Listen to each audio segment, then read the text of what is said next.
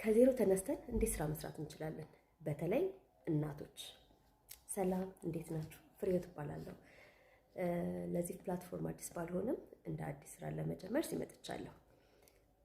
ብዙ ጊዜ ሴቶች በተለይ ከወለድን በኋላ ከምን መጀመር እንዳለብን ግራ ይገባናል። እስፔሻሊ ትተነው ልጆቻችንን ለማሳደግ ቁጭ በምንልበት ሰዓትና ከዛ በኋላ ተመልሰን ወደ ስራ ልንገባ ስንል ያሉት ሲስተሞች በጣም የተለያዩ ሆኖ ነው የሚጠብቁን እና በዛ ምክንያት ተስፋ ቆርጠን ቤታችን ቁጭ የምንል በጣም ብዙ ነን ብዬ አስባለሁ።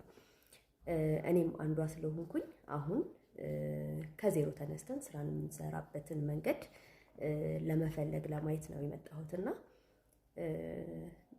በዚህ መሃል በዚህ ውስጥ ያለፋችሁ ሴቶች ፋይናንሻልም ይሆናል ኢሞሽናልም ይሆናል ስትራግል እያደረጋችሁ ያለፋችሁ ሴቶች ይሄን ብታደርጊ እያላችሁ አስተያየት ብትሰጡኝ በጣም ደስ ይለኛል።